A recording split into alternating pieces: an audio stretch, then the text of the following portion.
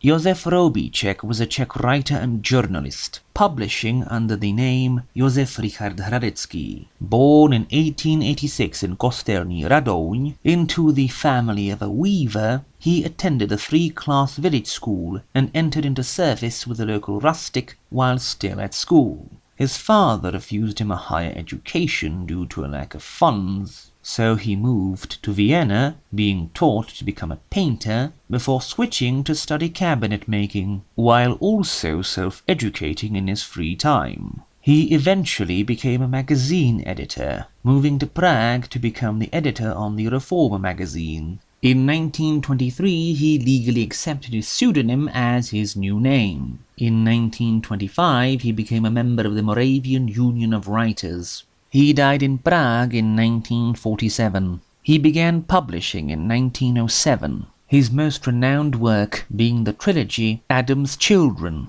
concerning the changing lives of labourers and workers. In 1925, he published today's subject, The Miracles of the Yellow Cape. The story begins in a poor colony on the outskirts of Prague, where a poor worker, nicknamed Cheerful Cornell, and his wife discover a boat at the bend of the river, and in the boat a small babe, a girl sent down the river by the hand of Rawlinson, a malicious builder and entrepreneur, and her supposed father, illegitimate of course. When they found her, she was wrapped up in a yellow cape, which Cornell took. And when the family's need was greatest, he would put this cape on and go out to steal food, since he could not find work. Yet, whenever he put this cape on, no one was ever able to catch him, almost as if he was completely invisible. However, the budding plot of getting revenge on the cynical builder Rawlinson, who bought the baby girl Justine from her mother,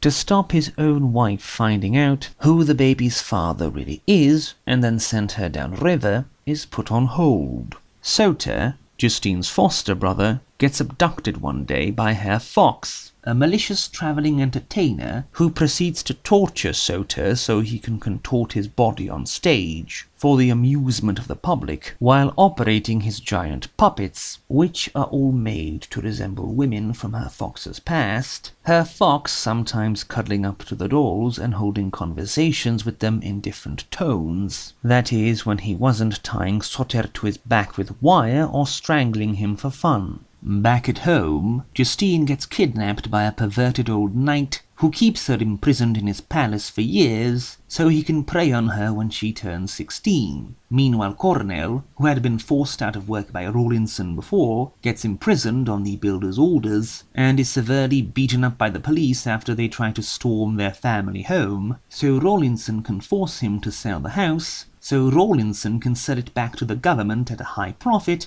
because the location had been selected for a new munitions factory, which Rawlinson is also to build. The issue is that at this point we have 3 different antagonists, and that's before we have fantastical elements forced into the story, only to have them be ultimately meaningless. Justine is initially rescued from her captivity by her actual guardian angel, but he then tries to seduce her, and when that doesn't work he turns to drink, while she gets easily recaptured by the knight's servants. At another point, Soter meets Satan, who promises to help him get revenge, but he never shows up again. After several years of captivity, Soter manages to escape the mad puppeteer, finds the magic yellow cape, and using its power of invisibility, frees his father from prison, and then proceeds to get even with people, including routinely sabotaging the munitions factory so that it keeps blowing up. Yet the themes of the novel get kind of muddled here.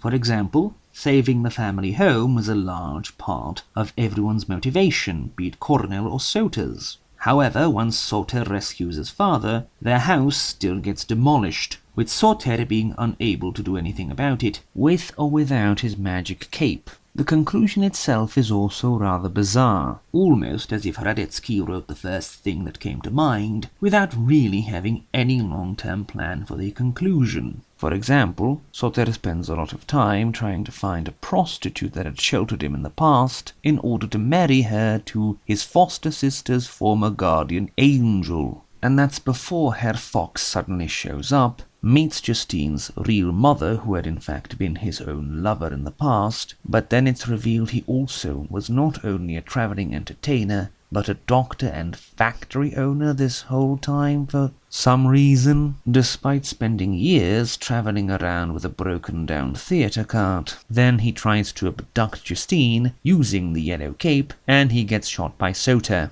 Rawlinson is kind of forgotten and never gets his real comeuppance, and the novel just kind of stops. At the same time, the titular magic cape gets ignored for 2/3 of the book, and then gets barely used at all. At times described as a satire, but it seems mostly like a hodgepodge of different ideas, with heavy social leanings and criticisms of wealth that don't mesh well at all.